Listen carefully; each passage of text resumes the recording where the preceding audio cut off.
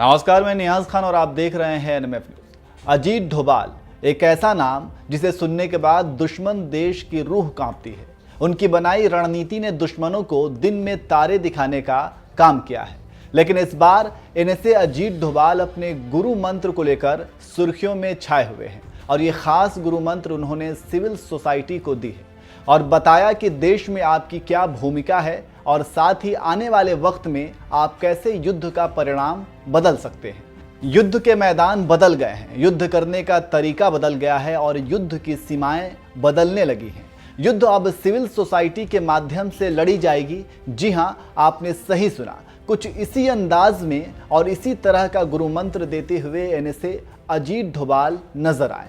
अगर साफ साफ शब्दों में कहें तो आज जिस तरह से लड़ाई करने का तरीका बदल रहा है, अब वो वक्त नज़दीक आ गया है कि ज़्यादातर जिम्मेदारी पुलिस अधिकारियों की बढ़ने वाली है। बता दें कि हैदराबाद में शुक्रवार को सरदार वल्लभ भाई Patel national police academy 2020 batch के दीक्षांत परेड में बतौर मुख्य अतिथि के रूप में अजीत डोभाल पहुंचे थे और इसी दौरान उन्होंने ये तमाम बातें कहीं। इनसे अजीत डोभाल के कहने के पीछे का तर्क ये है कि पारंपरिक युद्धों के नतीजे अनिश्चित होते हैं, इनकी कोई समय सीमा नहीं होती। दूसरी खास और सबसे अहम बात यह है कि अब देश खर्चीले युद्ध को सहन नहीं कर सकते हैं। ऐसे में लड़ाई के स्वरूप में बदलाव होगा, लिहाजा बदली हुई परिस्थिति ये कहती है कि आने वाले समय में पुलिस अधिकारियों की जिम्मेदारी और बढ़ जाएगी। खैर, ये बात तो बिल्कुल सही है कि पारंपरिक तरीके से युद्ध लड़ना अब महंगा हो गया है और ये लड़ाई भी सैन्य मकसद को हासिल करने के लिए लड़े जाते थे, लेकिन अब ये इतने महंगे हो चुके हैं कि उसे हासिल करने की संभावनाएं कम हो चुकी हैं।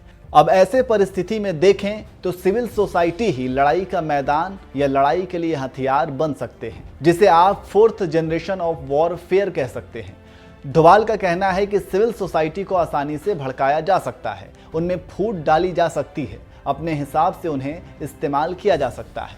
ऐसे में आप लोगों की जिम्मेदारी कहीं और अधिक बढ़ जाती है।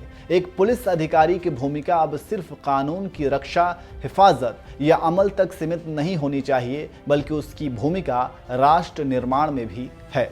साथ ही आपको बताते चले कि आगे डोभाल ने कहा कि कानून और व्यवस्था बनाए रखने के अलावा पाकिस्तान, चीन, म्यांमार और बांग्लादेश से लगती 15,000 किलोमीटर से अधिक लंबी सीमा के प्रबंधन में पुलिस बलों की बड़ी भूमिका है।